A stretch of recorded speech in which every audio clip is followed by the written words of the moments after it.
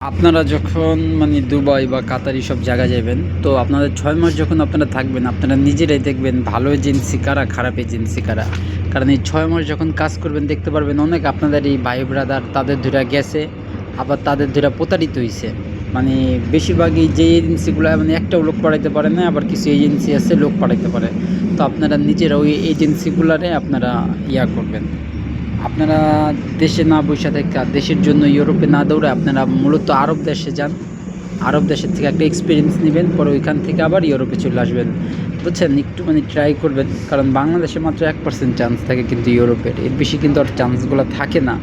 তো এর জন্য আমি আপনাদের সবাইকে বলতেছি, আপনারা বেশি করে, আমি যেমন কাতার থাকছি অনেক বছর, ওই দেশে এত কাজের সুযোগ সুবিধা নাই। হ্যাঁ, ফ্রি ভিসা যারা বা কোম্পানি ভিসা যারা একদম ড্যাম।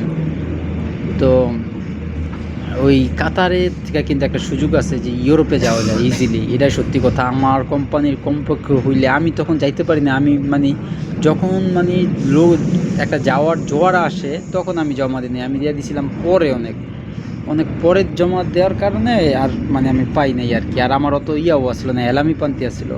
দোষটা আমারও আসছিল, খামাখা এজেন্সির দোষ দিন না। তো আপনারা কিন্তু সবাই যাইতে পারেন, ঠিক আছে? কাতার দেশটা সিলেক্ট করতে পারেন।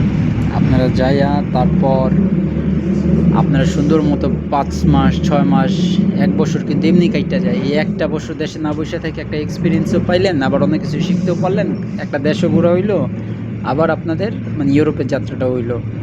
আর ইউরোপে ডাইরেক্ট আসাটা এখন অনেক টাফ হয়ে গেছে। টাকা থাকলেও ইউরোপ আসা যায় না, যে আমার ৫০ লাখ টাকা আছে ভাই আমার ইতালি বা ফ্রান্স জার্মানি না দাও, আসলে হয় না।